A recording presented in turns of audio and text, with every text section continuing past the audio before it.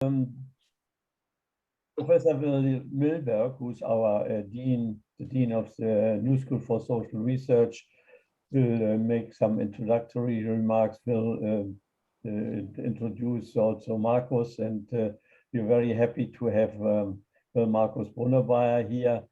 We have a good audience. We have researchers in the background here that are here also from other continents and from other areas. And Will Milberg is the dean of the New School for Social Research, and as I mentioned before, probably has experienced a lot what you described in the book, personally in the last 1.5 to 2 years, about bouncing back, about the tipping points, about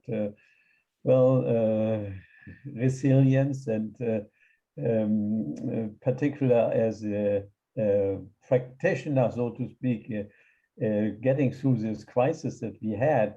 He managed this very well, and probably he can give also very nice comments on your book. Actually, he has looked at your book, and so Will, would you like to introduce Markus now? Thank you, Willy. Can you hear me? Yes. Okay. Thanks so much, Willy. And we have a real treat in store for us today, so I'm going to be very brief. First of all, congratulations to you and your conference participants. The program looked fascinating, and couldn't be more timely with the Glasgow conference, and I'm sure there was some really lively discussion around that. Congratulations to you, Willy Semmler, who is always pushing the boundary on climate change and climate change policy discussion. And I really congratulate you again on another effort and continued success with this effort to move the discussion forward. So you've done another good deed for us at the New School. Again, we have a real treat, and I'll be brief. Professor Brunnermeier is an economist. He's the Edward Sanford Professor of Economics in the Department of Economics at Princeton, and he is the director of the Bentheim Center for Finance. So the treat is that we not only have someone who's a first-rate theorist of macro and finance, one of the world's really leading applied finance and money economists. He works with top-level policymakers. And somehow, Professor Brunnermeier has also figured out the mystery of how to be substantive and dignified on social media with a really remarkable series of interviews that he has sponsored. And now the treat is really because of the new book, Resilience, which is really a reconsideration of economics and its scope. And I am so appreciative of the fact that someone with this kind of intellectual firepower has taken on the broader issues in economics.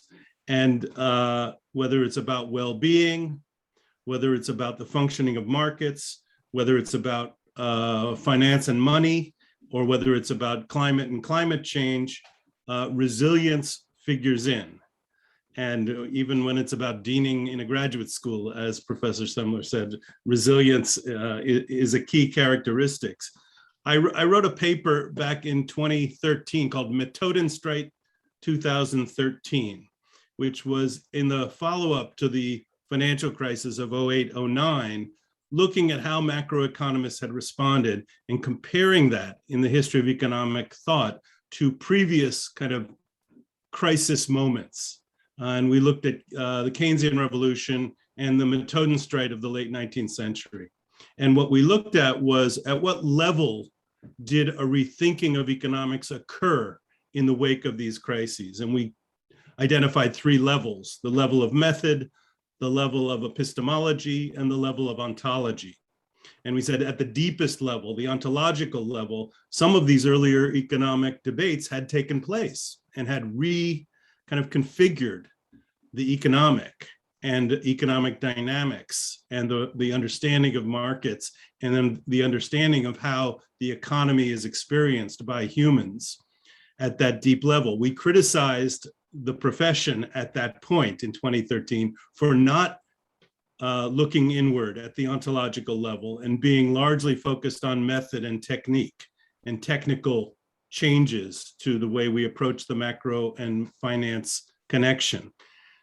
I am hopeful, and I think it's the case, that Professor Brunnermeier is now digging in at a kind of very deep level, at the what we identified as the ontological level in this book called Resilience, to think about the breadth of how resilience impacts different facets of economic life, different facets of market functioning, different facets of well-being, and different facets of how humans relate to capitalist dynamics. So I really commend you for this book, and I am very much looking forward to an exciting presentation and a question and answer session, because I think you're starting to dig in at a very deep level, which will get an enormous amount of discussion and attention. So congratulations on the book, and welcome to Professor Brunnermeier to the New School.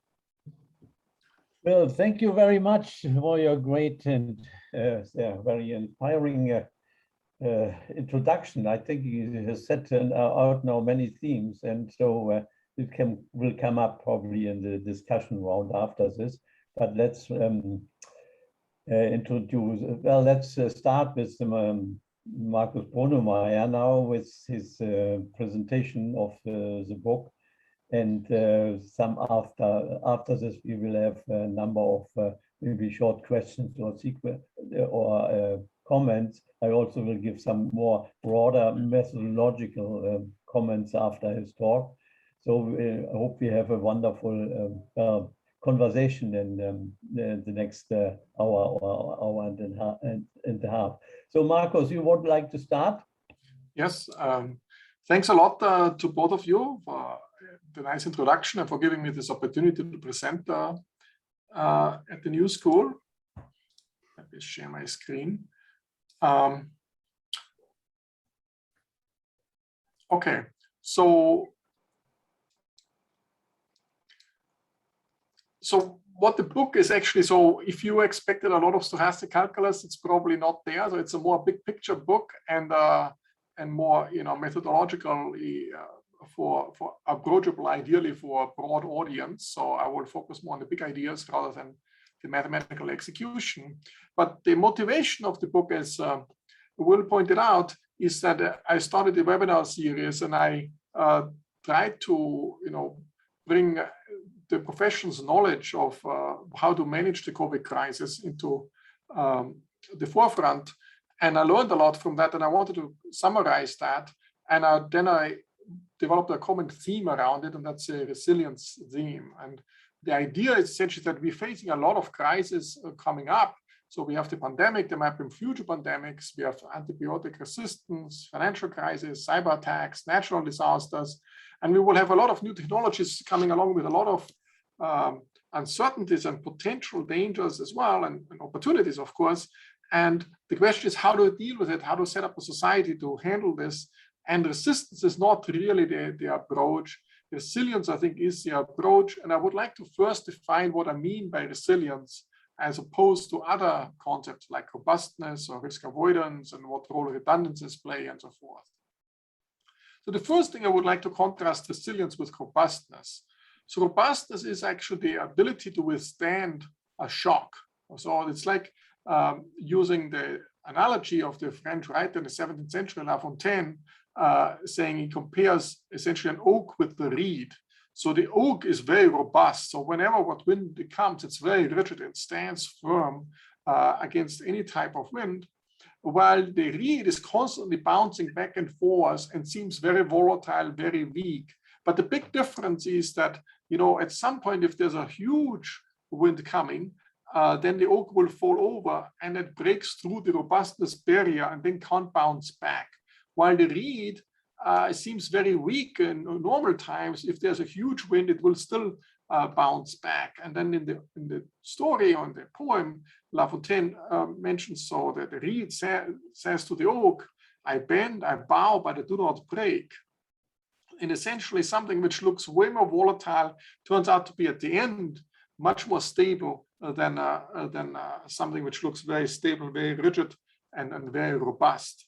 And that's what I refer to often also as a volatility paradox. I've used in context of financial stability before, that something which seems very low volatile, it has very low volatility, might be at the end much more risky than that. And it's also something you're more resilient if you're exposed to risks and know how to handle risks. You can compare to the human immune system. If you grow up in a very sterile environment, but then actually it will not be the case that when there's a bacteria hitting you, you immediately suffer from that, while somebody else who does not grow up in a very sterile environment is familiar how to deal with that.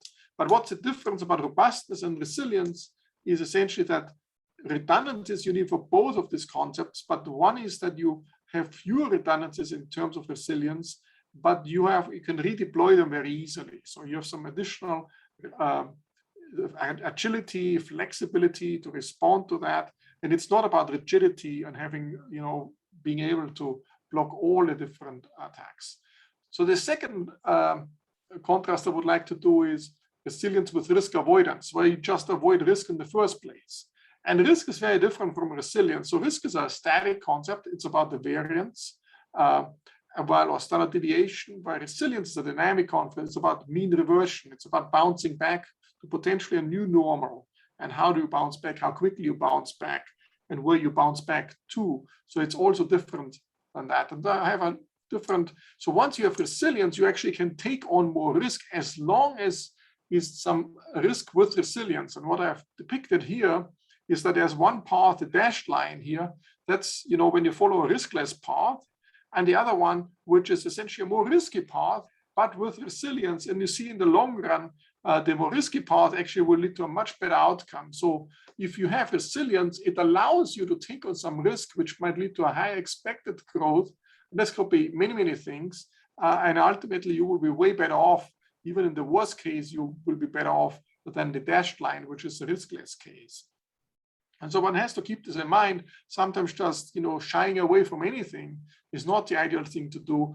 You have to distinguish between risks which come with the potential of resilience if you're sufficiently agile and willing to adapt and do the right things after the shock and react to that. It is a better approach comparing just staying away from any risk in the first place. And where you can see actually this very clearly when resilience is there and when it's not there, it's typically when you have an exogenous shock, the economy bounces back much more quickly compared to an endogenous shock. So financial crisis, where imbalances are building up over a long time, and then there's a shock and then you don't bounce back. And that's just a picture of the Japanese GDP. And of course, that if that's a dashed line, these are the projections, you can see that whenever there's a banking crisis or financial crisis, and you can do this for the US global financial crisis as well, it is always the case that the bounce back is very slow and you don't come back to the old growth projections.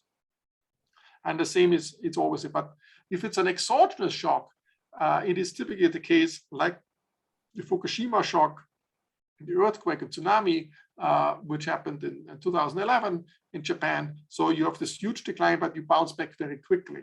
So typically when you have exogenous shock, it is you bounce back quickly. When there's an endogenous shock, you bounce less quickly. And the reason is that there are some imbalances building up before the financial crisis erupts. And then its system needs some time to readjust and undo the imbalances which were built up before the crisis. The other thing is, I alluded to this already. If you're exposed to some smaller crises, it makes you more resilient to bigger crises.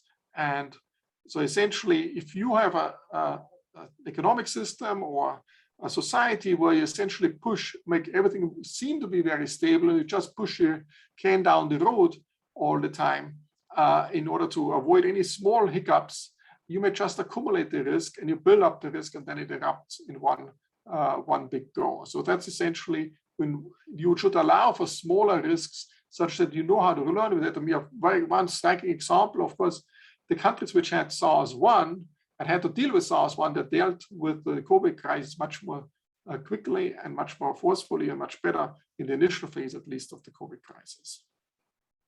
The other thing is resilience is connected to speed, the speed of change.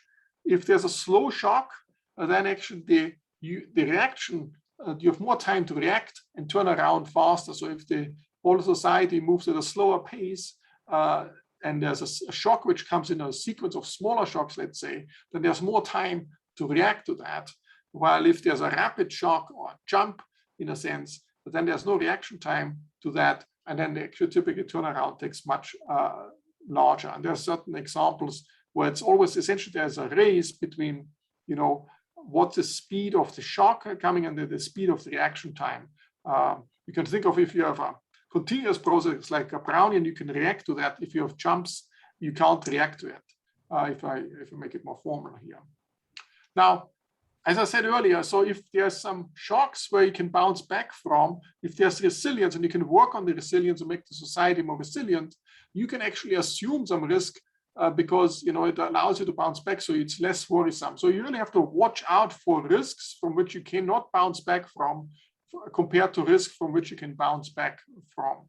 And so what are the resilience destroyers? And what I focus here are 3 resilience destroyers. One are traps. So think of poverty traps, middle income traps. There are a lot of traps out there. These are typically points of no return. So there's a shock, and then you can't bounce back because you're trapped in some worse equilibrium or some outcome you can't come back. So traps are essentially fairly bad. You should watch out for them. But what's even worse are feedbacks. So there are feedbacks by nature or by others. And one way you can see the feedbacks that come essentially in form of externalities bundled with strategic complementarities, if I may use this language here. So the way you can see it here is, so for example, there's a person A acts in a particular way and causes a negative externality on person B, so person B suffers. That's a typical externality we try to internalize always by, you know, optimizing the social planner's outcome. But then what happens is that person B is reacting, and if the person B is reacting the same way, he is actually then causing a spillback on person A, and then person A is reacting again, causing a further externality on person B, and so forth, and the whole thing then spirals out of control. So essentially, what I call them in the book feedback externalities. So it's not only an externality, that's already bad, but an externality bundled with strategic complementarities. That makes the situation much worse because people act the same way and then cause externalities on each other. And then the more externalities they cause on each other, the more they have an incentive to cause even more externalities on each other. And, you know, hoarding is only one example where you have this system going on. So we really have to look out for risks where the society is set up in such a way that incentives lead to these externalities bundled with strategic complementarities going on. Now, the third resilience destroyers are tipping points. Of course, this is just a particular characterization where the feedback might kick in. So I have let's say a path, I walk along this path, then you hit the tipping point, and then the feedback I mentioned earlier kick in. So if you're trapped, you might be just trapped here, but tipping points are worse, then the whole thing is spiraling out of control. There's some bifurcation from, if you go below the tipping point, actually, it's going much, much worse, and then the thing spirals out of control. In terms of climate, I know that you have this climate conference, so I will focus more on the climate examples. Here is like if the Gulf Stream were to stop, and then you can't switch on the Gulf Stream again. So Gulf Stream is gone, and essentially all of Europe will be way colder than before. So that's some tipping points one has to watch out for. So these are the resilience destroyers, which, you know, you have to particularly pay attention to. Now, there's also, you can think of a term structure of resilience. You can say, you know, we really have to make sure that we bounce back very, very quickly. So we make huge government interventions in order to bounce back right away.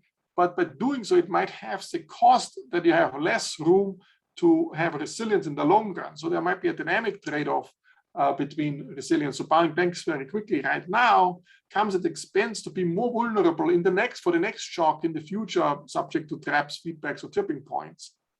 And that's essentially what one has to keep in mind. So there's a term structure of resilience going up. So like we have term structure of many other variables, there's also term structure of resilience.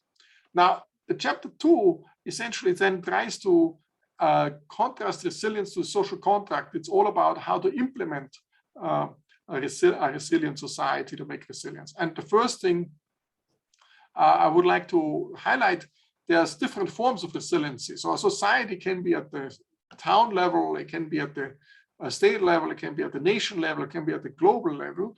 But resilience, there's a lot of work done about individual resilience, how resilient is an individual, and that's, a lot of psychology is touching upon that. But there's also resilience of a technical system like networks or electricity grid and global value chains. How many redundancies do you need to make sure that the system stays resilient? How to shut down certain units in order to save the rest and things like that. So this resilience concept is also for systems. So what this book focuses on is very much on the resilience of the society. And that's, in my view as an economist, its most interesting part because it deals with humans and the interaction of humans and the interaction between individuals and the externalities and the response, the strategic complementarities I was mentioning earlier, and how to make sure that we set up a society that, it is resilient to shocks. And one way to do that is, you have to modify the social norms or the law, the government laws, or the marketplace. So we'll come back to that. But more generally, the question is how to design the social contract. And in the book, I take, Thomas Hobbes or John Locke or Jean-Jacques Rousseau, I take very much an externality interpretation. So it's very much, from an economics perspective, and say, okay, we in society, each individual causes externalities on others, or we exposed to externalities, and the social contract should limit these externalities. That's what the social contract is for. And these externalities can come from other citizens, and that's where we have all these externalities we have talked about. But externalities can also come from Mother Nature. This is how one could interpret shocks. So if there's a shock hitting us, or each of us differently, that's not coming from the others necessarily, it can come also from Mother Nature. And you can label shocks as externalities from Mother Nature. And one thing, the externalities of others, you can limit with the social contract, and the externalities from the shocks, you can limit through some insurance schemes. It's part of the social contract. We have an insurance scheme. But the question is, how is a social insurance different from a resilience scheme? And what I argue in the book is that essentially the social insurance scheme, it's not about replacing the money, just throwing money after somebody who suffered a negative shock. It's also somebody to help somebody come back to society and essentially helping to feel integrated in society again. And that might be, reskilling might be much more important than just throwing money at people, just replacing the financial losses. And that's, I think, what the resilience is, just helping somebody to come back on their feet. And, one example is helping to reskill. And that's essentially what the social insurance scheme, and there's a trade-off between that. If you have a very diverse society, a heterogeneous society, then most of the shocks are idiosyncratic shocks, so they're less correlated. If you have a very homogeneous society, then if there's a shock, everybody's hit at the same time because they're all exposed to the same thing. So there's less room to do insurance across people if the society is very homogeneous. But on the other hand, there's more willingness to insure each other if society is more homogeneous. So that comes back to some research Alberto Alesina did, essentially showing that many countries where society is more homogeneous, they do more social insurance. But the tension is that then insurance is less useful because we all face the same shock if you're very homogeneous. So there's less benefit from diversifying the risk away. Now, how can you implement that? So the book talks about, social norms, government enforcement, or market enforcement. It talks a lot about Japan, which, did not use, unlike Korea or many other Asian countries, didn't use a lot of technology in the COVID crisis, but it had a very strong social norms that everybody was wearing masks and so forth. And so even though the stringent indices for Japan were very low, the COVID management worked very well, at least in the early phase of the crisis. But the drawback of this strong social norm is that you don't tolerate mavericks the same way as a more innovative society is tolerating mavericks and people thinking differently.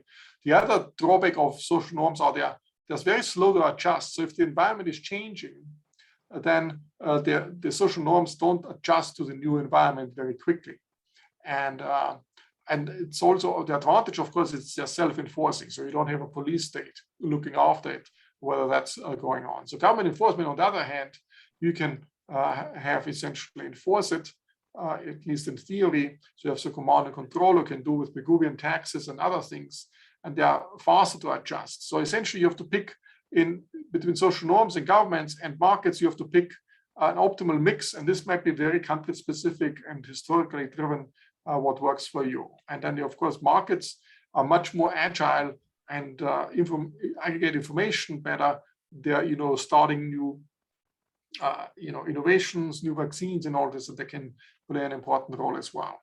But what's the important thing is for the social contract to be resilient is that the optimal mix can adjust when the circumstances change, and when the circumstances go back to the old world, they'll go back. So a good resilient society finds a good mix between the three implementation methods and is able to adjust if the environment changes. If suddenly health externalities pop up everywhere, then the government takes more power and is able to intervene. But when the pandemic resides, the government lets go the powers as well. So I think that's very important from a social contract to enforce it.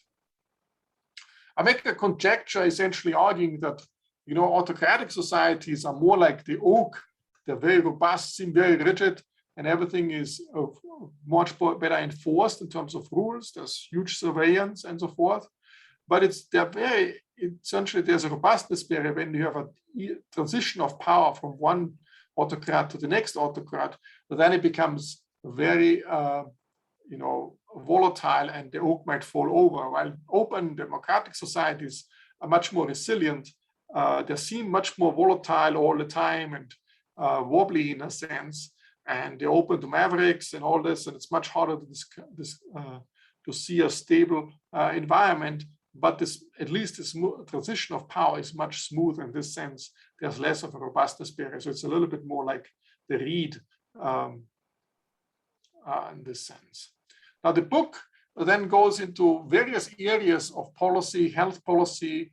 It says how important it is that you have to containment measures in terms of health, but also develop a path to the new normal, which means vaccine developments and how to develop vaccines in a resilient way. It talks about macroeconomic policies. Low interest rate, for example, gives you more room on the fiscal side. The government can go more into debt because the interest burden is lower, but it gives you less fiscal monetary space. So there's less resilience on the monetary side because you face the zero lower bound or the effective lower bound. It talks about finance, how efficient debt restructuring allows you to bounce back because you can get rid of debt if there's a debt overhang problem. There's no stigma attached if you go bankrupt, or then you can bounce back more easily. You talk about international monetary system, flexible exchange rate allow you more resilience if the environment is right. So if you have macroprudential regulation in place, so we can go into discussion in more details in that as well. You can, typically if you have debt versus equity financing, if you have a system which is very much driven on debt financing, it seems again very robust. So if the state of the world is moving around here, let's say the tax revenue is moving around this flat, it seems it's not moving at all. It's only when you go to the default area, but then actually suddenly there's some sharp movements. While equity seems, moving all the time with the tax revenue, it's a little bit like the reed. But overall, an equity-driven system where prices move around and constantly the economy adjusts it seems ultimately more stable. It's not subject to this default breaking through the robustness barrier, which in case of debt will be the default barrier, and then you have huge havoc if things move around radically. Other examples in finance are distributed ledger technologies. Then the chapters on global aspects go to the global value chain, that we have to move from a just-in-time to a just-in-case setting. We would like probably put some stress test on global value change. That's one way to approach that. There's chapters talking about global geopolitics, the China-US thing and the position Europe has to find in that. the global role of the dollar, how important that is for the resilience of the global economy. There is a lot of discussion on emerging economies, on the poverty trap and the middle income trap. And there's also, in terms of inequality, there's this new concept of inequality resilience, where the argument is that there are different forms of inequality. There's income inequality, there's wealth inequality, and I introduced this concept of resilience inequality. And the argument is the following, that if you are equally wealthy and equally have an equal income, but I can bounce back more easily than you can, then actually there's difference in resilience.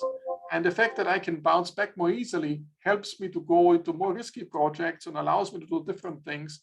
And that allows me to go into more high income generating projects. And that actually then makes me more wealthy down the road. So all of these inequality concepts are connected, and in resilience inequality, I think, is a key concept which is introduced here, and I think it's important to work out. And then there's a whole chapter on climate change, and I would like, given that it's a climate conference, I would like to devote a few sentences, a few slides on the climate change aspects. So what is the connection between resilience and sustainability? So let me just, and I would argue that, for a system to be sustainable, it has to be resilient. So non-resilience, if there's no resilience, then there's no sustainability. But resilience alone is not enough. You also need to have a system where there's no adverse trend. So if you have resilience and no adverse trend, then a system is sustainable. And here's just an example. Let's just rotated a little bit the previous picture. So this system is resilient, but it goes slowly. But the dashed line here is without any risk. So you'd say there's no problem, there's no risk, but it has an adverse trend. And this adverse trend makes situation worse. It's not sustainable because it just leads downhill ultimately. While if you go into more risky, let's say R&D investments, in order to stimulate new research and new technology to overcome the climate challenges, it might lead to temporary setbacks, but as long as it's resilient, that's the way to go. And that's the only way we can go in the long run. If you just cut back and don't do, just cutting it back, that's essentially leading down the drain, and it makes situation worse and worse. And that's not really an option either because it's not resilient. Now let me put in a tipping point here. So I have a tipping point. Let's put an additional tipping point, and you can see how the seemingly riskless path is really not working. So it's not so riskless after all because of this adverse trend, and then you go into this tipping point. So actually what you want to do, you want to go for the more risky, seemingly more risky but resilient path, and this helps you to stay away from the tipping point. Of course, the picture changes if the tipping point is way higher. Then actually you cannot really afford to go to this resilient path, because you might be hitting the tipping point when there's a temporary downturn. And that's what I was referring earlier, the tipping points which are very close. So the resilience, then in this case, the tipping point is a resilience killer, because then it wouldn't come back. And that's essentially something to really look out for. The whole analysis, of course, gets more complicated if you don't know exactly where the tipping point is. And that makes it, an interesting exercise, but that's just illustrating here how resilience, tipping points, and sustainability is connected, and how one could think about this, in particular in the light where you don't know exactly where the tipping point is. So typically in the climate chapter talks a lot about the sustainability and what it is, resilience plus no adverse long-term trend, the proximity of the tipping point, how to deal with this, and what we have learned from the crisis, the COVID crisis and the lockdown, that we cut back through the lockdown, we cut back on consumption, and everything was slowed down. And the impact on CO2 emissions was tiny. There are different measures, but some measures say the reduction in CO2 emissions was 5.8%, even though we reduced the whole world economy. And so the only way out essentially is to have more innovation, be it mitigation, adaptation, or amelioration. Probably the mitigation is the key we have to do. And of course, there's a problem with the double externality in environmental innovation. So typically there's too much investment in R&D because it benefits others as well. Not only the guy who invests gets all the benefits, but there's also an externality from environmental things. And the question is a little bit how to ramp up this green, to ramp up the environmental policy. And let me spend a little bit of time on this ramp up. I have some separate slides on that. And green finance more generally. So if you think about climate risk, there are different types of risks we are facing. So one is really the climate events themselves. So if you invest in assets, you have some climate events and they can destroy certain assets and capital stock and so forth. But the bigger risk, I would argue, is actually uncertainty about existing climate policies and uncertainties about future climate policies. So climate policy is just destroying certain assets because, and there's uncertainty about it. That's actually a much bigger risk, leading to stranded assets. I don't think it's really the climate events at the moment causing the thing. It's important. I mean, it's still a risk, but the bigger risk is probably policy uncertainty because a lot of our assets, they're not long-lived enough. So the assets might be a 5-year, 7-year, 8-year bond, or whatever it is. The stranded assets aspect, it comes much more from the policy uncertainty, which comes first. And there are two ways you can see what's going on. There's another, what I call this climate risk dominance, which is similar to the financial dominance.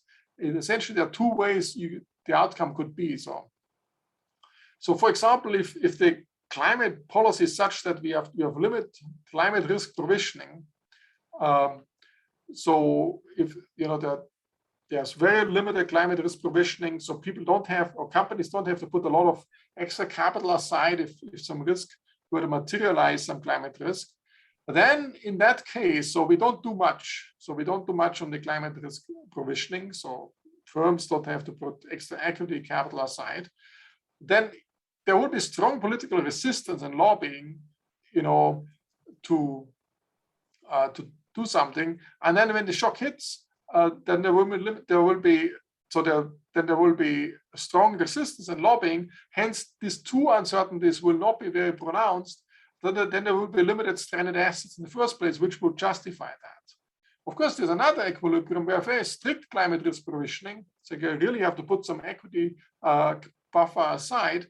Then it is the case that actually it's much easier to absorb this risk by the companies because they have some extra equity buffer aside. So the political resistance will be reduced. And then actually it will be the case that the policies will put in place and then there will be a lot of stranded assets. So there's essentially two outcomes. And that shows that actually imposing some strict climate risk provisioning now would actually ease the path of imposing this political measures down the road into place in order to have this. And of course, it leads to more stranded assets, but that's not such a big problem because we have this climate risk provisioning. Let me highlight another thing before I run totally out of time, some time inconsistency problem. I would like to specify, and the book makes it much more clearly than I can do here. So ideally, what you want to do is you want to fix a clear policy path to remove policy uncertainties. Okay, ex ante, that's what you ex ante would like to do. So you pre-specify a price of CO2 emissions, so a carbon price. So remove the uncertainty about it.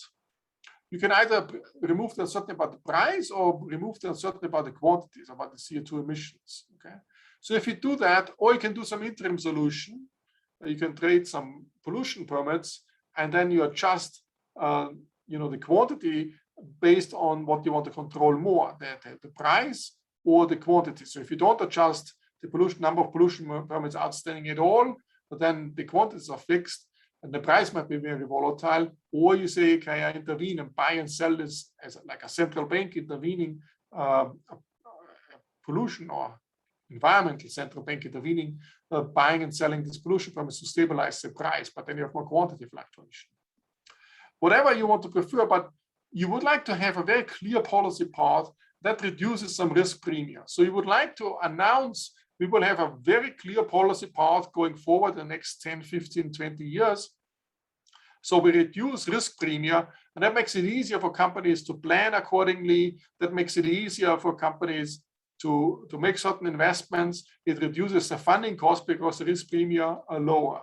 Okay, so we would like to make this, but ex post, we would like to have flexibility because, as I said earlier, we have resilience. Once we have a lot of flexibility, we will learn actually we have to tighten the policy even further because the situation is much worse than we anticipated, or we can loosen it a little bit. So you would like to have some flexibility ex post, and that's essentially what you want to do. So ex post, ex ante would like to pretend you're very fixed and firm in order to reduce risk premia. Ex post, you would like to have a lot of flexibility, and that leads to this time and consistency problem, which is outlined in the book in more detail. Yeah, let me jump over that. Let me conclude with this outline of the book. So we have, so the first I talked a lot about, the first part talks about society and resilience and robustness and all this, I outlined that. The second part of the book talks about the elements of resilience management, how to communicate to the public, how to convince the public what challenges there are, and how the crisis management is one big component, and then finding the new normal is the other big component. And many countries which went for a no or zero COVID strategy, they didn't define a parallel strategy which helps us to come back, which is essentially developing vaccines. So just going for a zero or no COVID strategy is not a fully fledged out resilience management. And then a third part of the book talks a lot about the macroeconomy. It talks about how the crisis led to an innovation boost, and we might get out of local optima, it's jumping to a better global optima. Just think of all the innovations in the life sciences and all this boost, innovation boost, working from home and so forth. But that's the good side. And then there's scarring effects, starting from long COVID, but also over debt overhang problems for firms and households and so forth. Talks about the financial whipsaw, which was striking essentially in 2020 in March. The financial markets were about to collapse, and then they bounced back, record IPOs, record corporate bond issuance, everything is in record high, and causing potential problems down the road. And then we have huge levels of public debt in many countries, including emerging economies. Sovereign debt crisis might be not unlikely coming down. And we have an inflation whipsaw. During the crisis, we had a huge collapse of inflation. Now it's coming back big time. And the book was written already late of last year that the inflation is coming back.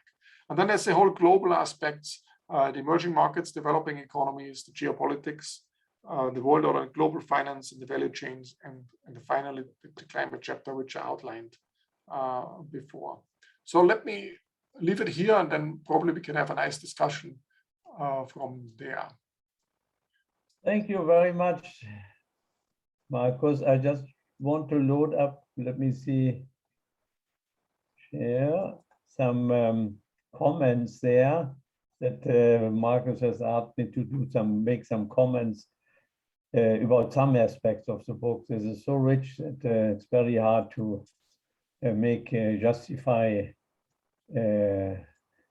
or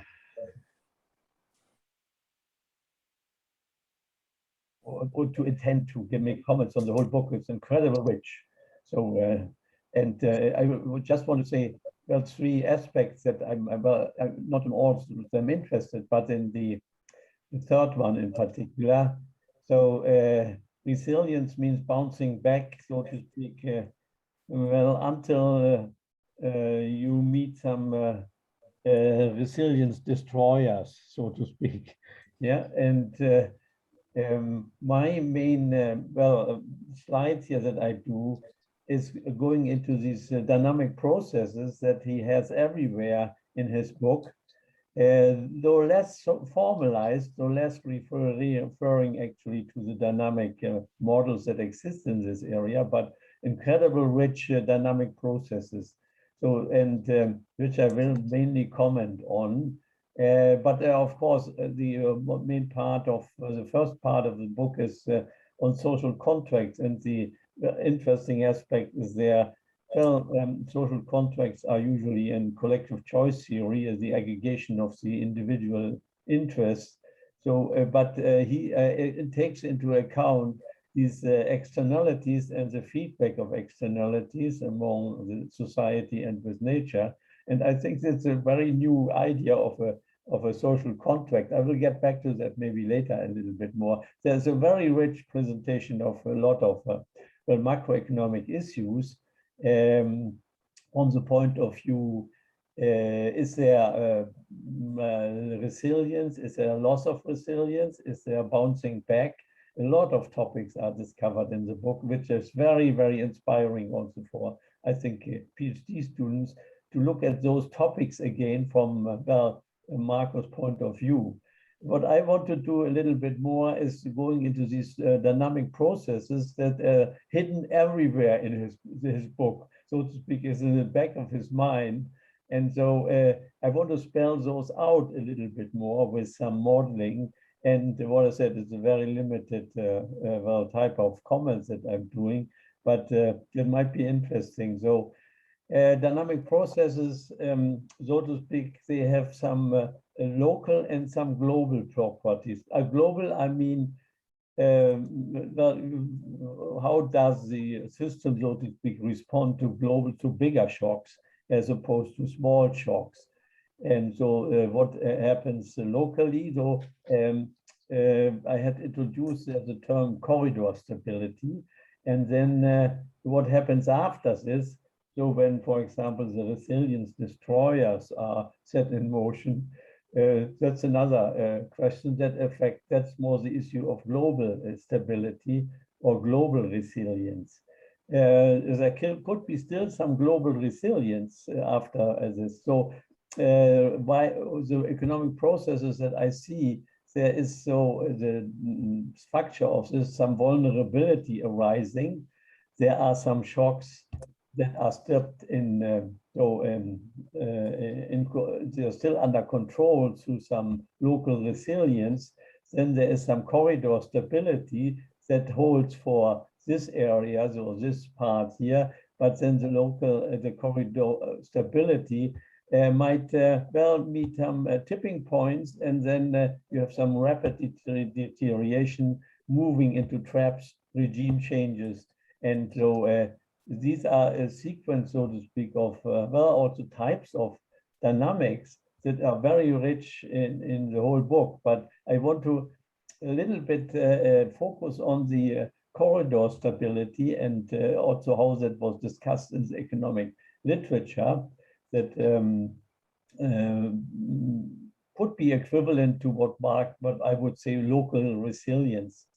So there is well, the Keynes interpretation of Le Bonnewood is basically full of these ideas of local corridor stability. Then a famous paper by Diamond, he actually has this paper where he refers to the history of the theory of corridor stability.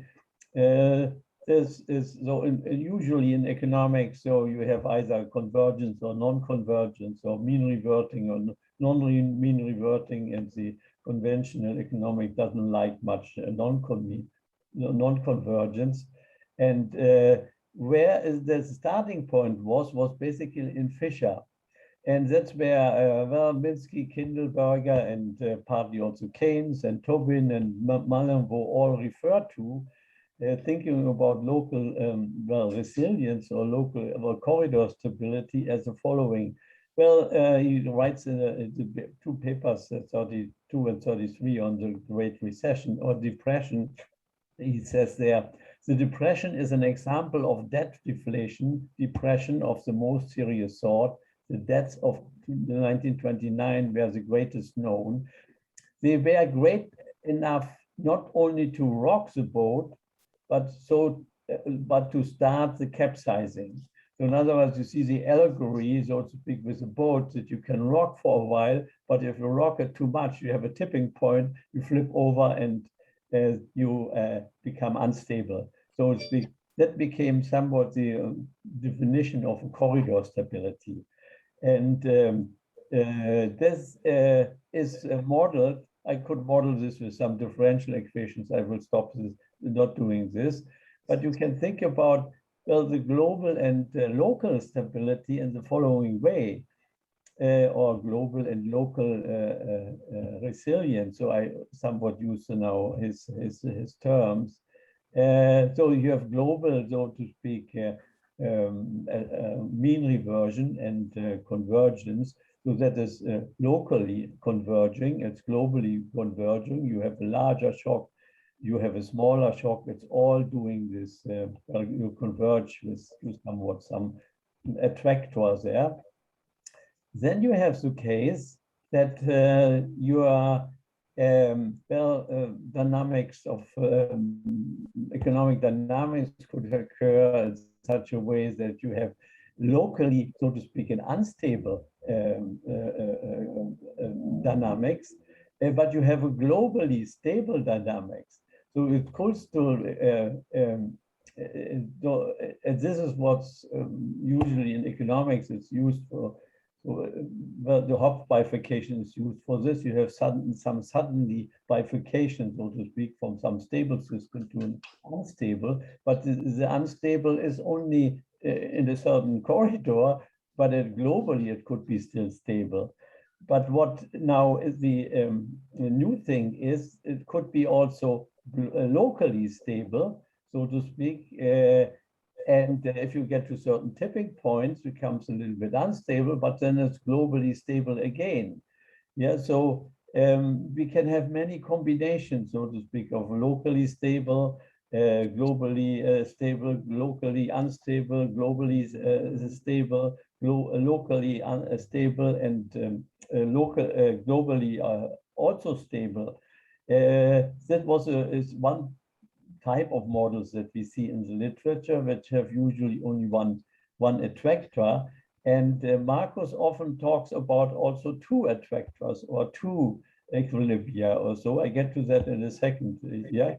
So, but we have here a model developed in a long time ago with Malte Sieveking, or that's called nonlinear liquidity growth dynamics in a corridor stability, and we actually can, with a kind of dynamic model, replicate all those different cases that come that I discussed here. And the question is then, of course, always, well, if you have these models, well, you have also well, this estimated with data. Can you say that this is a realistic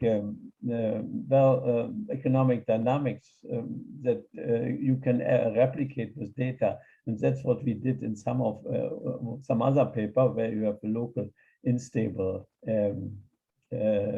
attractor, and then around this you have a stable attractor.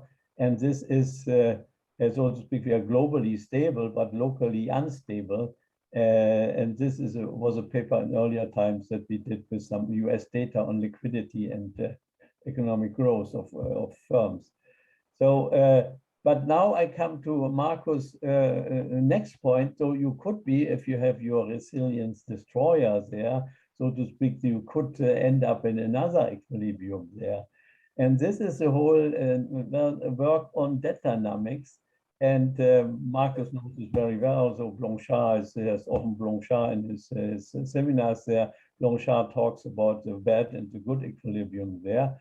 And so this is another possibility that if you leave the local or the area of attraction, you may go to another equilibrium, and that could be a bad equilibrium there.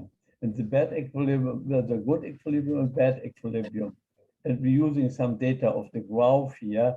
You could use the old Blanchard model, so to speak, about the capital stock dynamics and the debt dynamics. And if the, so to speak, the interest rate or the risk premium on debt is very low, there's not much financial stress, you may have a good debt dynamics, and you can converge, and you can locally and globally is resilient.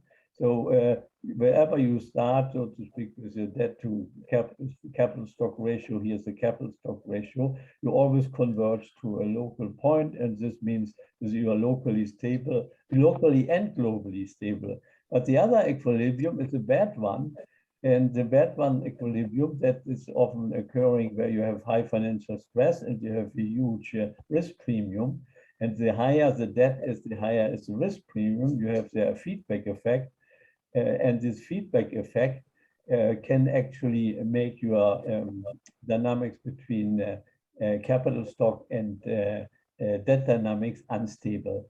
And that's what recently Blanchard is talking about. He says always, oh, there are two equilibria, you know, one good one and one bad one. And that occurs in many applications. Now, what happens here in the second one, you have, so to speak, a local stability here, as you can see here. But if you are thrown too far out here with a higher risk premium or interest rate, or central banks cannot reduce the interest rate to a low level, or the risk premium to a low level, then you have another area. You see where whenever you start here, you have instability. So instability here, and so this is what's called the bad equilibrium.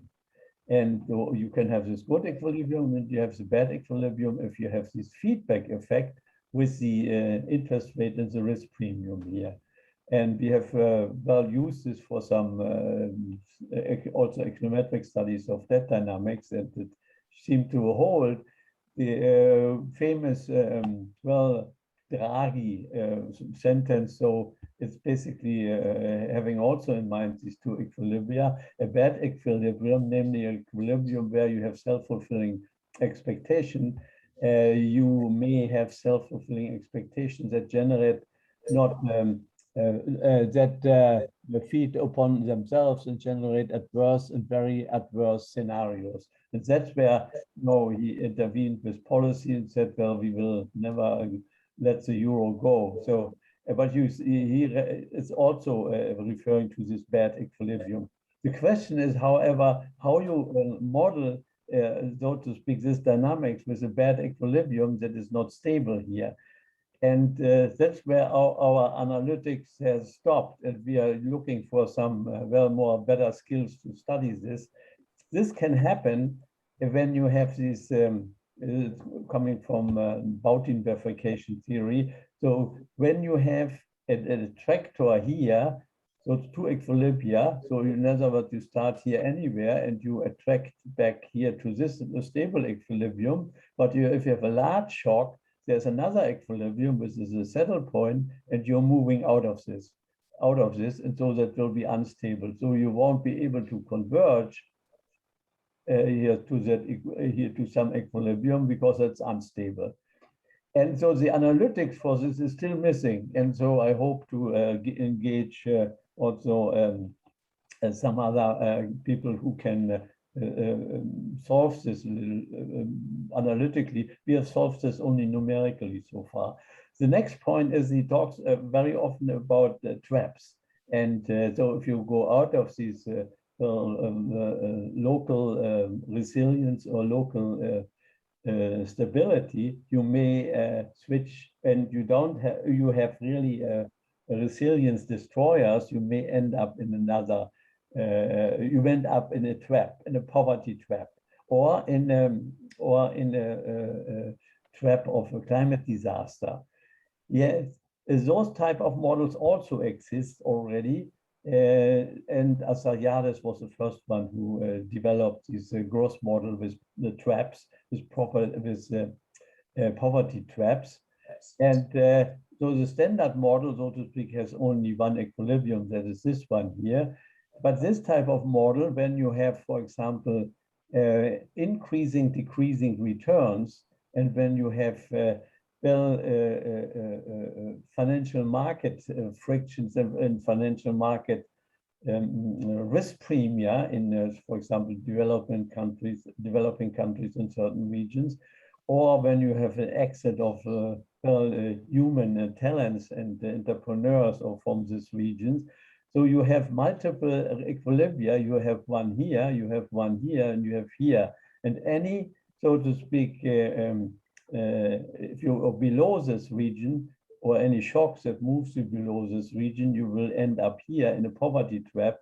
and it's hard to get out. We have done something similar in the regime change model where you have in a normal, macroeconomy, suddenly a disaster shock when you get stuck in a disaster shock, and that could be this region here. Now you may ask what people usually ask, well, this is deterministic, and so you can have to think about stochastic shocks. So, but if you have stochastic shocks, in fact, you can have so a large number of shocks in the stable area. So let's say here this is stable area, and you think, well, only if you are close to the tipping point, stable area to one stable area from this one to this direction, you have some danger of the destroyer of your attractor. No, it's if you have a sequence of shocks here, so to speak, even in the good area, you can end up. We do this with simulations here. End up 20 simulations, so to speak, go to the low-level equilibria, to the trap. So we can do it also stochastic, which is important, for example, for insurance policies of disasters. Yeah, when the shock, can you still thrown over, so to speak, with your through a shock that you lose all your assets or all your property. It's applied to insurance problems, or what we have here. Then I come to now the climate change. Now you can have now not only a tipping point, a whole tipping surface. I don't know if I can. The tipping surface is this green area, so to speak. If you use a standard macro dice model or so for Nordhaus type, and you model this in terms of CO2 emission, that is this level here, the CO2 emission, this is M. You model this in terms of capital stocks, that is this dimension, and then the horizontal is the temperature. So then you have, if you follow Hansen and this physicist group who use the theory of energy balance for the Earth, so that the higher the temperature gets, the less energy is feeding, going back to the space, the more energy is absorbed, this rising energy, and with rising temperature, you have a tipping point. They have written the papers on this. And if you apply this, you can see in these dice models that you have a tipping surface, so to speak. In other words, if you are below a certain CO2 concentration in the atmosphere, or it's called the carbon budget, if you're below this green field, you're going to a good equilibrium. If you're above this, you're going to the bad equilibrium there. And it may be stable, or maybe, well, you maybe go off further and triggering an irreversible process in temperature rise here. So, but so this is a funny thing of a higher dimensional system where you have 3-dimensional and where you have a whole tipping surface. Yeah, so it's not only a point, it's just a surface. Then we have one other, I'm finished now in a minute. So one other idea that we have followed up with Puchen and others from Australian research groups there, all the regime switching model. And the regime switching models tell you, well, you have basically two regimes, one regime, let's say a lower and a higher regime. And both regimes are stable if you move to either one, are stable. But the interesting thing we demonstrate, this paper is published in Journal of Studies of Nonlinear Dynamics and Econometrics, that you switch between these two stable equilibria. And if you switch back and forth, the system becomes unstable. And this is not very well known in the switching literature. And that's what we have there as a very interesting example there.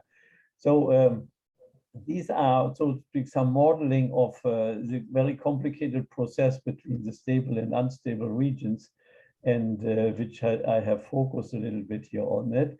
And so Markus does an incredible nice job basically to intuitively introduce a lot of those things in his book, at least probably this in the background. And I think this is a good starting point to think about these dynamic processes that Markus has studied there.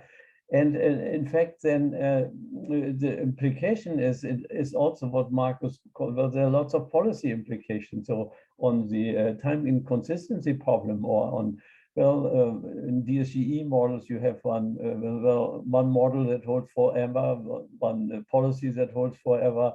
And Markus says, well, there had to be some flexibility. It depends on the regime where you are, depends on the type of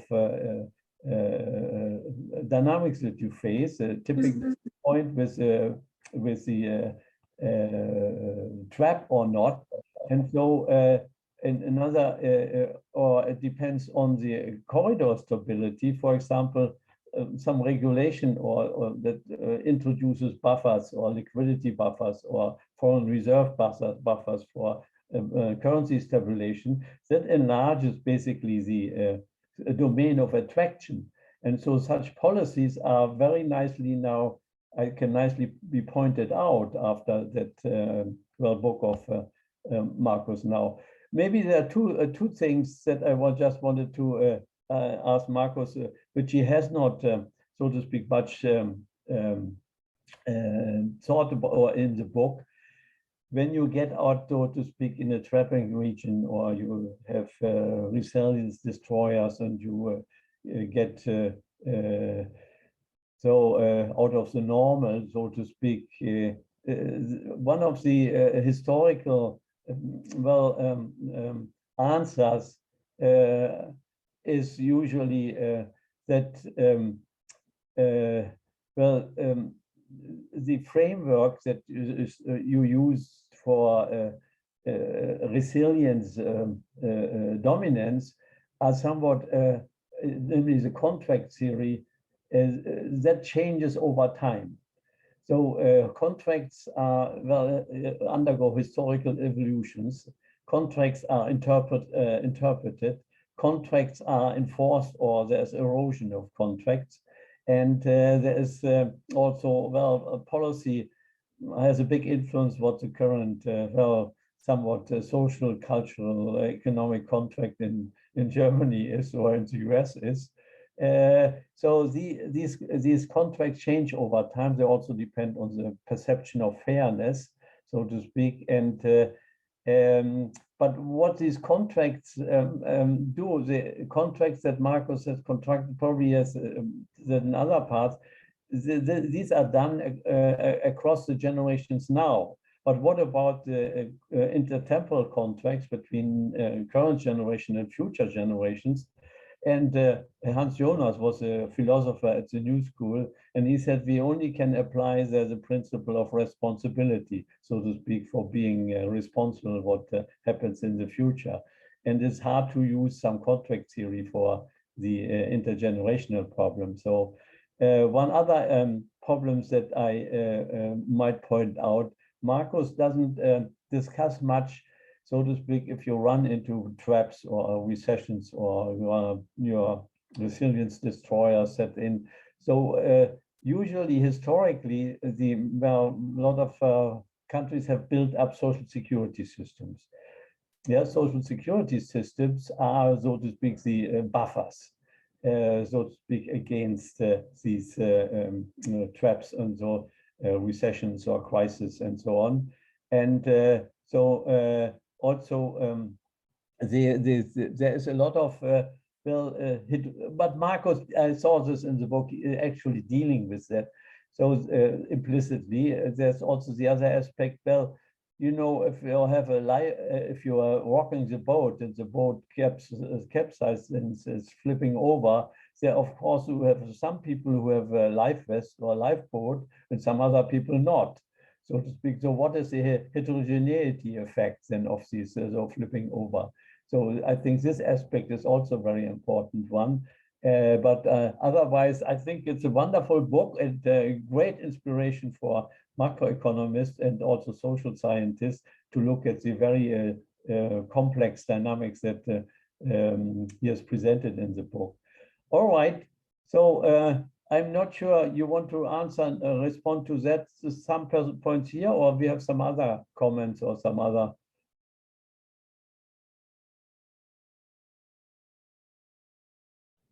Markus, okay. I can give a quick reaction if you want. Okay, good. Yeah, probably. I mean, I overlooked a lot of things, and so you might just give quick comments. Yeah. No, but I don't want to.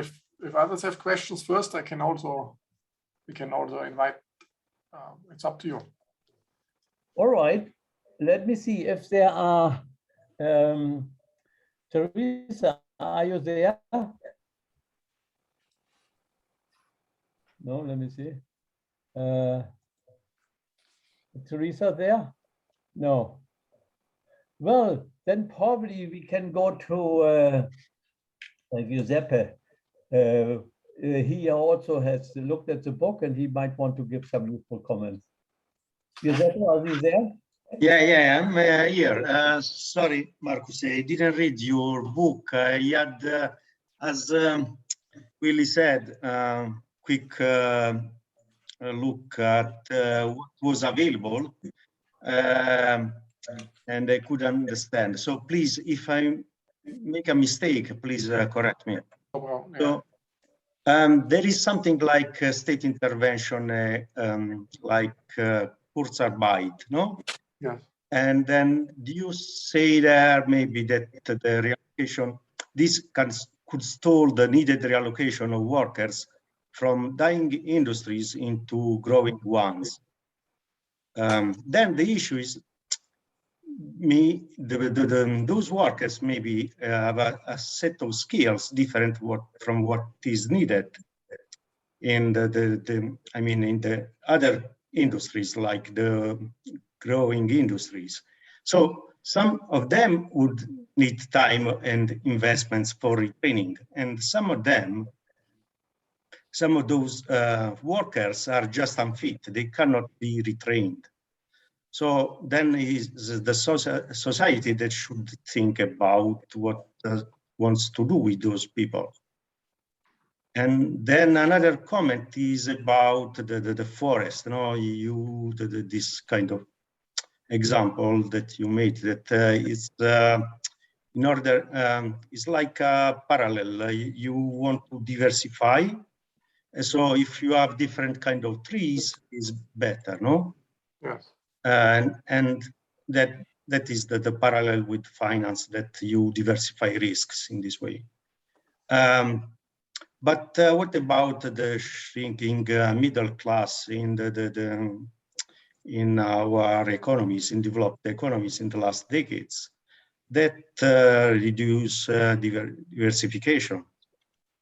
And then the last point, but you already mentioned it. So there is an example regarding the increase in water temperature, that 0.5 increase wiped out 8% of living corals. Then this this problem was a little bit sorted out, because the sea, the water temperature decreased again, and then those corals forests were restored, but the problem that they were much more weaker, and then also vulnerable to disease, heat, and storms. So that the problem is yes, you have a rebound, but what you get is not exactly what you had before, and is a much weaker system what you have. Okay, so we have some more comments. So are you still? Perhaps let me just react. Otherwise, and then we can go second round. Is this okay? Yes. So you want to go now or later? I would react briefly now, then we... Okay, that's true, because you have a lot of stuff on your plate already here. Yes, yes. So thanks a lot. These are fantastic comments. So in particular, to making the analysis more formal, what Willie did. So and there's a lot of work already in that. I have a few minor reactions to it. One is that it's very nice to put this in this formal analysis. I like the tipping surface. It maybe just think a little bit more that, you know, if you have a tipping point, I was more thinking in a one-dimensional space, but of course it can be extended to a multidimensional space, and then it can be a tipping surface. And if you hit the surface, then you're in difficulties. But it could also be in a multidimensional space. It could be just a line, and then there's different dimensions. You can avoid this tipping line, let's say. And then you can actually not get around by just not going down, but you just say, okay, I get away from going not directly on this particular line. So if you're in a three-dimensional space and I have just one line, if I have to avoid to hit this line, there's many ways to avoid it. That gives you a much richer perspective. I haven't thought about this yet, how we can avoid tipping points if they're not a surface. So if they're all surface of tipping points, then you know you can't go down at all. But if there's a line, you can also hit left to it or right to it. You can avoid it. I don't know how to think about this, but it's something which stimulated me. The second aspect, which I find very fascinating, is the erosion of contract enforcement. It relates a little bit to the social norm discussion I have in the book, where you know certain contracts can be mutually beneficial to enforce it, or they're subimperfect, and that's fine. But it could also be that's just a social norm which enforces certain contracts, and social norms can change, and the contract enforcement might change, especially if it's across generations. So if it's a long time span. So I have to think more about this, in particular if there's, and I totally agree with that, if there's a perception that fairness is not, the system is not fair, and there's a little bit we go in that direction, that many people think the current system is not fair, hence you don't respect the social contract anymore. And we saw some of that recently, and that might change things much more radically. That's essentially another tipping point, where at some point the social fairness is seen as so unfair that you can't enforce the social contract anymore. And that's a radical tipping point. I have to read up on this principle of responsibility to get a clearer sense for that. And I like this, I learned a lot by having this put in a more complex dynamics, and this heterogeneity of life vests. That's also a very nice picture to keep in mind. About Giuseppe's points, there are three essentially. One is the Kurzarbeit aspects. I think as you pointed out, it depends very much whether Kurzarbeit is a good arrangement or not, is whether it's a temporary shock or a permanent shock. If it's a temporary shock, you don't want to break the links between the firms and the workers, and there's a shock, and then the economy bounces back, and you have maintained the link, and then it's much quicker, much more resilience. You can much more quickly bounce back. On the other hand, what you can see in the US, I mean, there were a lot of matches were broken between firms and workers, and that makes it now much harder for certain industries to hire back, because many of the people working in hotel industry or some service industries, they moved on to work on some other industries, and that makes it actually much harder now for these industries to bounce back to the old, and it might actually push up the wages for less skilled people, and it might be something desirable even, because the linkage was broken. Now actually we will have higher wages at the lower skilled range, and that might be something desirable ultimately. About the forests and the diversifying, I agree that you would like to have a homogeneous society in order to have more developed social contract, but on the other hand, if you're a more heterogeneous society, it's more risks are idiosyncratic rather than systematic. But if you have a shrinking middle class, essentially it means there's a part of society which cannot really participate in this risk sharing as much. And that's, I think, a problem one has to address as well. And finally, about the corals and the climate change. What the book says, it doesn't go into particular climate change implications, so it stays more in the economic and abstract world.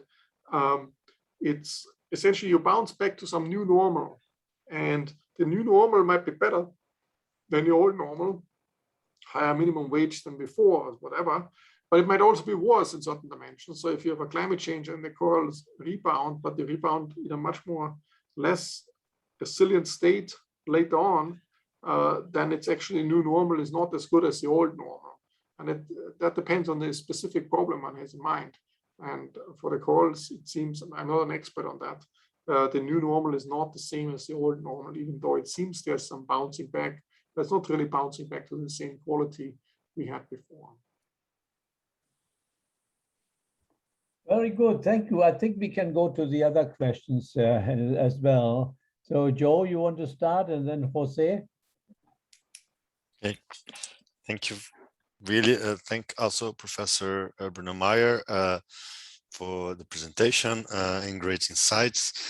I have a question regarding the role of financial and monetary policy to tackle climate change in this framework that you're presenting.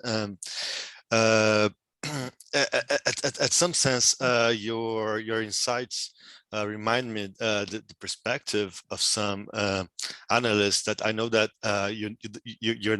you don't refer to risk, you refer to resilience. You refer and not robustness, but resilience as well. But the way that the economic theory is discussing climate risks, and that central banks should somehow act avoiding financial stability and also channeling green credit flows to green investments.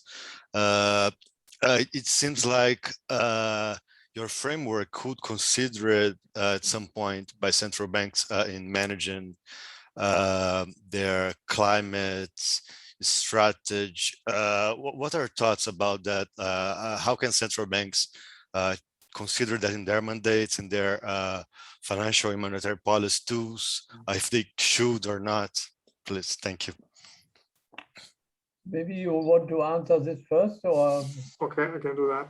Yeah, okay. So it's an area of your expertise, so you probably can extend this quite a lot. So my take is that, if you go back, the sovereign is the population, the citizens are the sovereign, and they elect some officials which represent us to make the policies. And then certain tasks where we have some time consistency problems, we outsource to some agencies like central banks. And there's a clear mandate assigned to that. And I'm not sure whether we want to, go away from that, because these unelected powers, essentially, central banks are not really, bankers are not elected, they're technocrats, and we give them a very clear mandate, and they have to stay within the mandate. Now, this doesn't mean that if the society thinks we should go this way, that the central bank should work against it. They should also work in favor of that as well. But that's not the primary task. The primary task of central banks is really to keep inflation under control. I think that's what's important. Otherwise, the central banks lose their independence. There will be, if you think can central banks pick their favorite policy measures, or they can say we do a little bit of green policy, we do a little bit of inequality, we do this, and then the question is, they're not really that's in charge of the Congress or the government itself, or elected powers. Now, this doesn't mean that they can ignore the climate change. That means they have to look at this, to what extent it will affect climate change. So if you have these climate change policies, there will be additional risks. There will be a change in R star, for example. And then you have to say, if there's a change in R star, I don't know which way it goes. On the one hand, there's increased volatility, and then that leads to a lower R star because people have more precautionary savings. The increased precautionary savings that pushes R star down. But on the other hand, there's all these other policies forcing us to do a lot of capital investments. That leads to more debt issuance, and that pushes R star up. So we don't know the way it goes yet. But they have to take this into account. How is the climate change or the climate change policies affecting our stars, and how this will feed back to monetary policy. Should they also take this risk into account with respect to, when they do take collateral? So the collateral aspect, should you favor green assets over non-green assets? Yes, they should take this into account to the extent it's fundamentally driven. But we're going a little bit back to the 1970s where, there's credit policy made. So we favor this company, we don't favor the other company. And then it gets very tricky, and suddenly you start favoring, and then you get a lot of lobbying pressure from various companies. I'm green, this company, my competitor, is not green.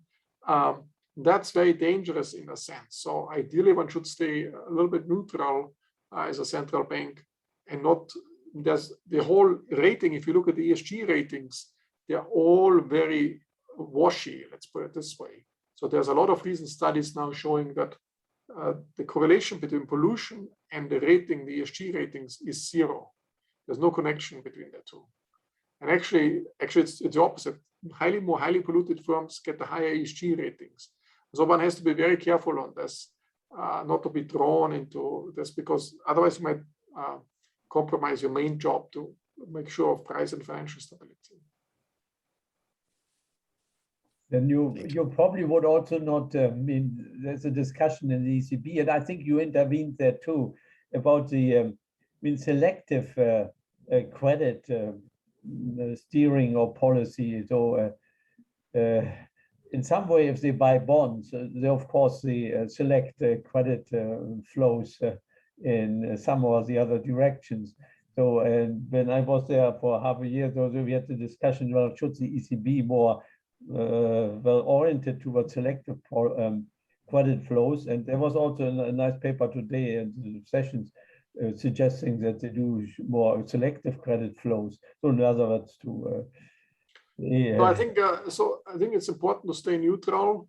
Neutral means right now they have probably more non-green assets than green assets. So they're tilted because large firms turn to out normally not so green, and so there's a tilt in the opposite direction. So there has to be a correction this way, but overall you might want to stay more neutral. To the extent that you can make a big difference, you can argue this way, but then the question is why climate change policies and why not other policies we would like, and then it depends what your mandate is. If you're at the Fed, your mandate is price stability and employment. Okay, then firms which employ a lot of employees, do they give them more credit or not? Yes. Do you want to discriminate between that or not? You could justify, I think, with the US mandate, but not with the ECB mandate. Yes. Because they don't have this employment mandate. So I think one has to stay within the legal framework one was tasked with. Very good. So we have a number also the PhD students who work on some topics, and they are eager to ask you some questions. So Jose, you want to start? Yeah, thank you, Willy. Congratulations, Professor Brunnermeier, on your insightful book. My question actually is, there's some overlapping with the João's question, but arguably the society will have to deal with many tipping points at the same time. For instance, environmental specialists often point that we need massive green investments to avoid reversible climate change. But also, on the other hand, for instance, the fiscal space that we have after the corona crisis is smaller, the government's fiscal space. So in that sense, how can we model multiple and often competing tipping points, in the sense that maybe avoiding one can lead us to another one, right? And in this context, do you think that maybe public policies that tackle several problems at the time are indeed it's something that we need? Yes, so there has to be a little bit.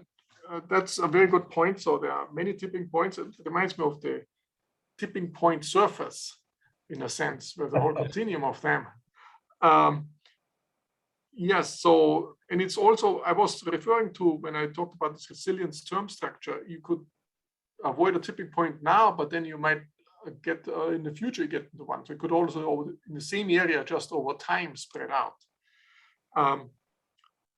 But about the massive investment, let me just allude to the massive investment. I don't think it has to come from the government sector. You can also induce the private sector to do the investment for you. Okay, so you just have to set the incentives right. And there's a lot of capital out there. So our problem was in the last 10 years that there's too little investment. Nobody wants to invest in something. So we just have to change the system in such a way that the private sector is doing the investment. So not everything has to be done by the government. And that's might be the more efficient way. We just have to then set the incentives the right way. So in terms of savings, and is there enough savings out there? I would say there is enough out there. So typically we have the interest rate is way too low in a sense, because there's too much saving and too little investment. So the problem was always with secular stagnation, or there's too little investment. Now we have a big project we have to work on, and let's put the investment to work. So that's great. Perhaps too optimistic, but I think I'm hopeful on this dimension. Robert, before I come to you, and also Ibrahim is there, but let me first give Julia the floor. Julia, you want to ask something or make some comments? Yes. Yes, thank you so much. It's nice to see a name that we usually get assigned papers of to present here to us.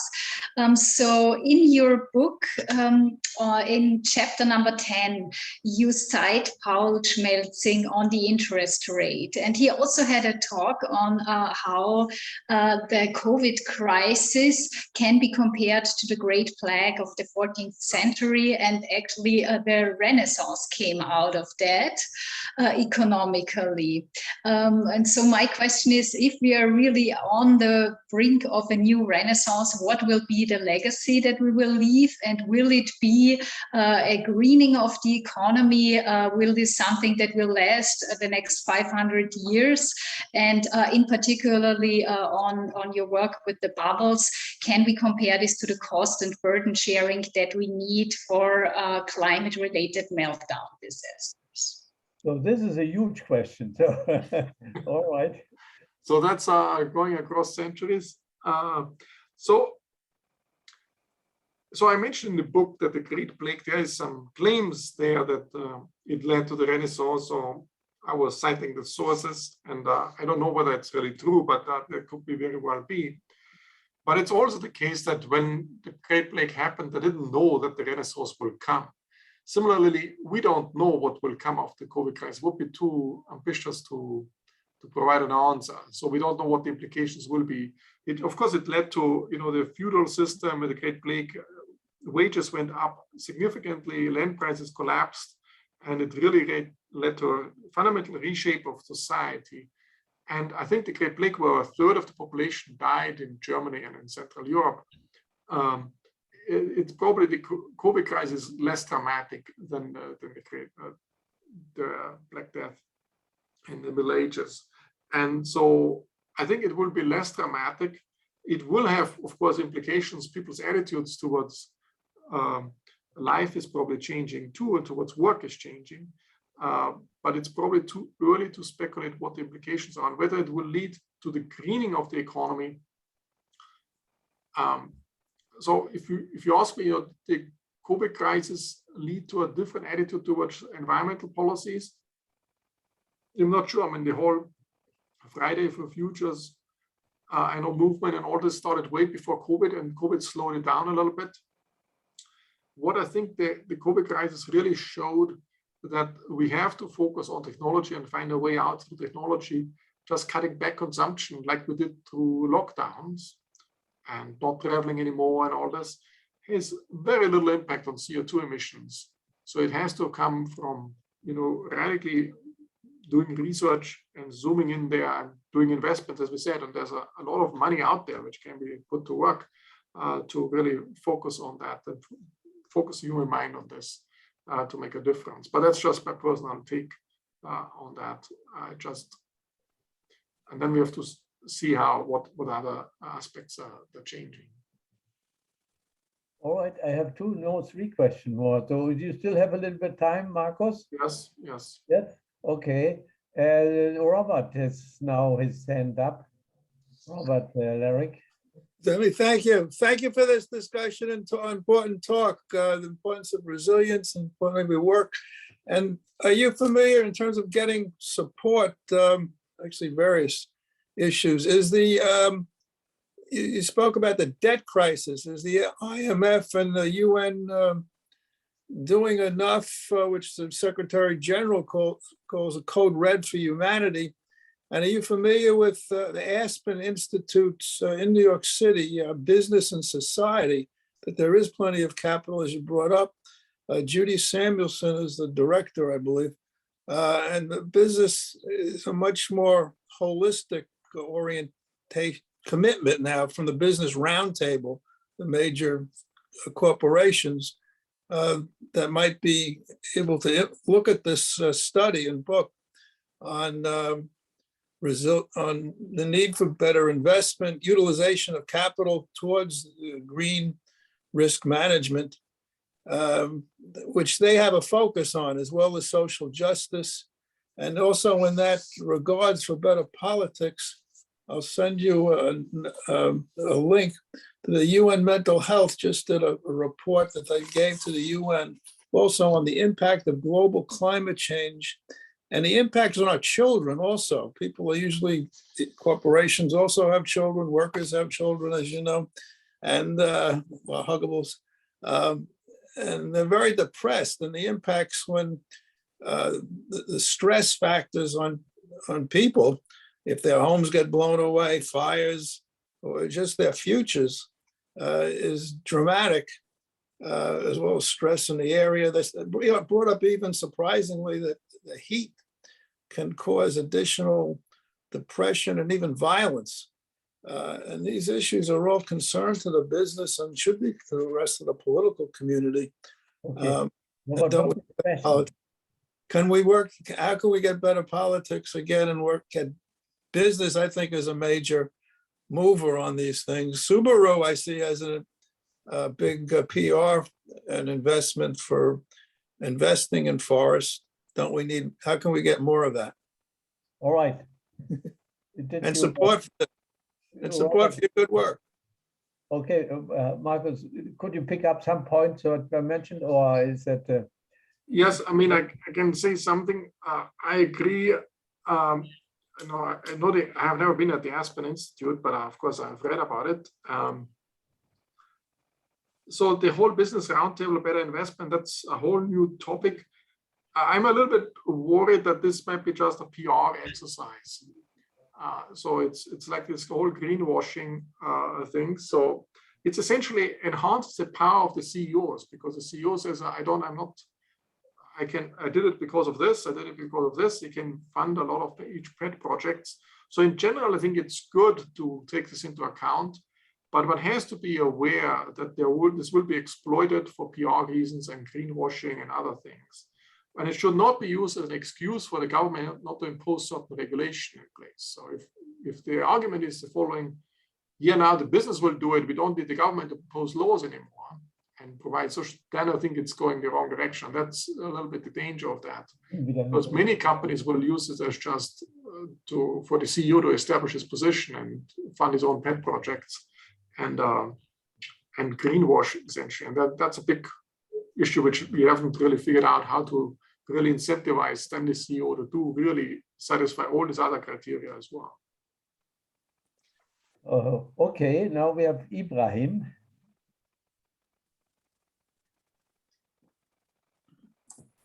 Hello, thank you, Professor Brunnermeier, for this presentation. Thank you, Professor Semler, for organizing the event.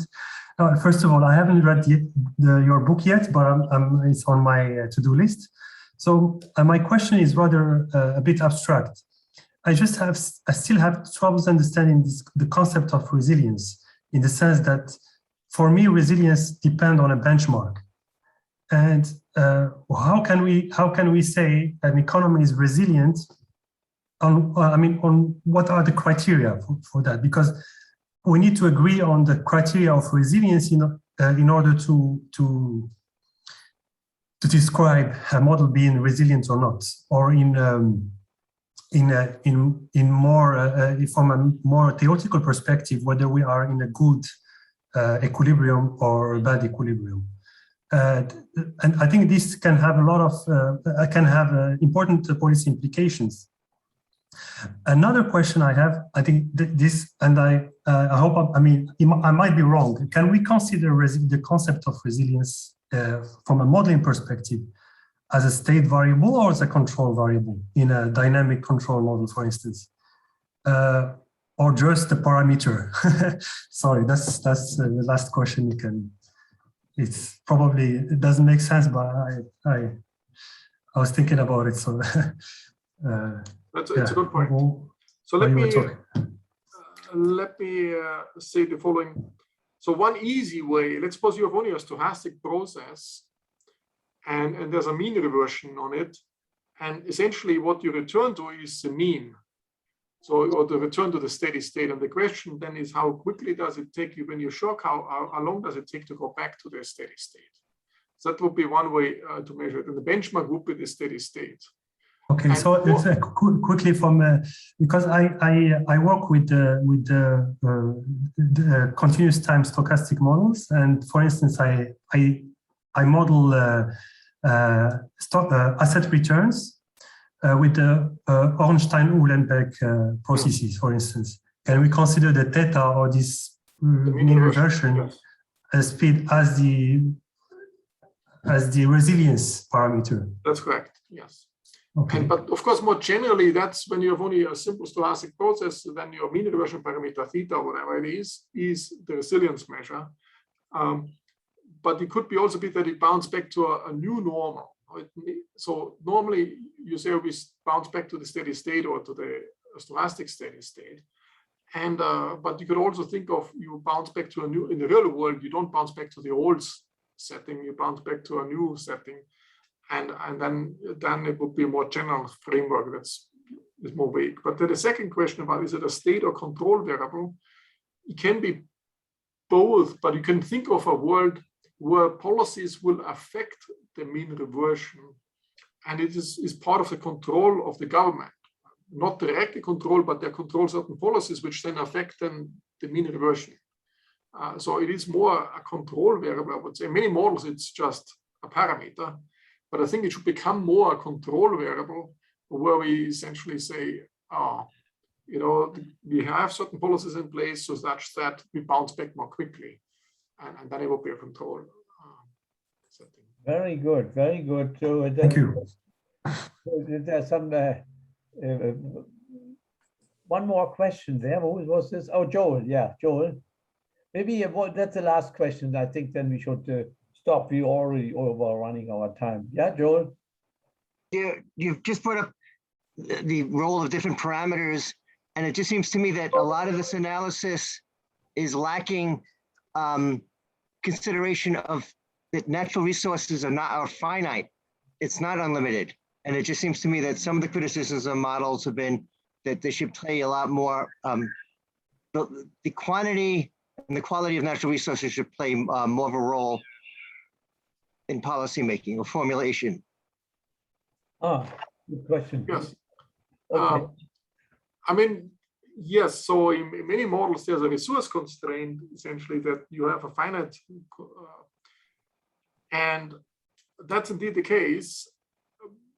That's a little bit of a form of a tipping point. If you've used up resources, you can't bounce back. That in this sense, it's kind of connected. So if there's a finite number of resources and you use it up, that's it. You can't bounce back from that. Are resources finite? Yes, many physical resources are finite. Are ideas finite? No.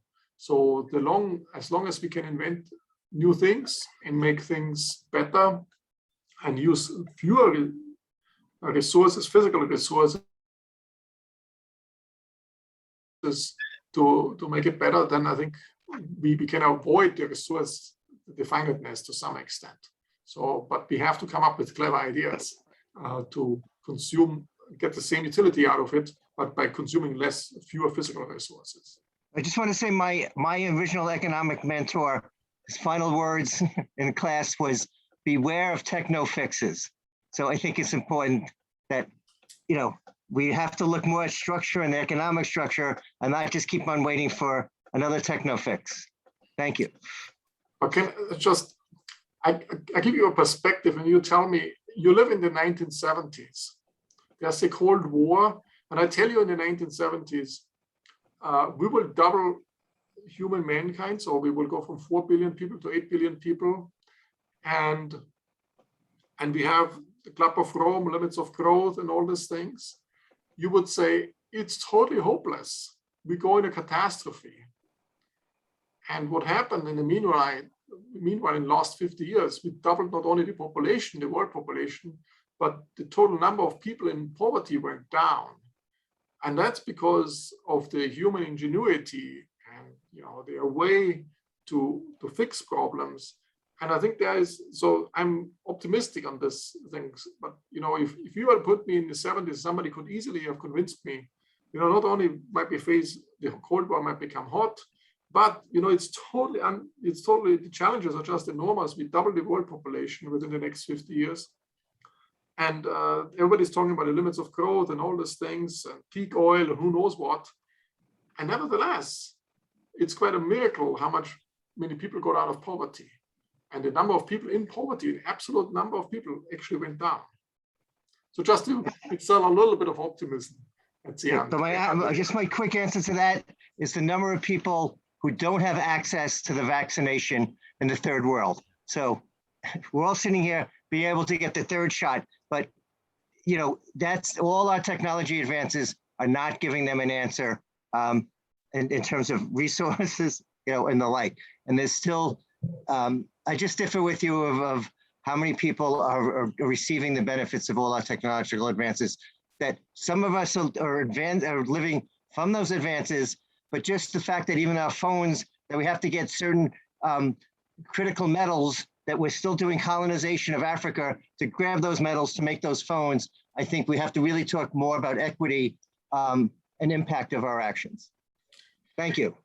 Yeah, there's no disagreement. I agree about the equity thing. I'm just saying that we can fix it. Perhaps I'm more optimistic on that. We should continue working on it. More on less restrictions on the vaccine use. It's more property right problem. So I think there was a big movement to say, well, you have to give up the property rights and put some production units up in Africa or in India or in other continents. And so the restrictions came in very quickly there and said, no, we can't do it. So I think there are other dimensions as well, so with the vaccine that had been discussed. But anyway, I think no further hands now, and I think it was a fantastic presentation of fantastic work, and probably many PhD students are going to look at this now, look at your book, and so it's so multifaceted, so many dimensions in the book that it will probably, like a work of a good philosopher, the good work of philosopher is not to be completely understandable when it's coming out. So people have really to debate this and dig deeper and develop controversies. And so that's a fantastic volume. So I heard from many students and myself, I just couldn't stop reading when I started reading your book. So I heard this from many students as well. So thank you, Markus, very much for coming here and spending your time with us. And you see that New York group is a pretty lively group with a lot of the diverse views and opinions. And so thank you very much. And thank you.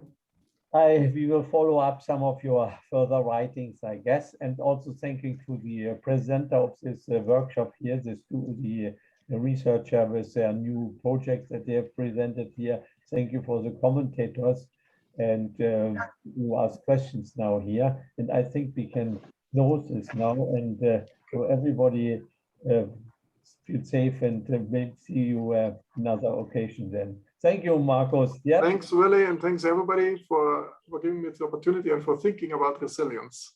Yes. And let's make the world more resilient. Bye-bye. Bye-bye. Thank you. Bye. Thank you. Thank God for resilience and technology, ingenuity. Thank you. All right. Environmental justice. Very good. Okay. Yes. So, all right, everybody. Bye. Thank you. Have a good day, Nice you to all. see you. Good to see you.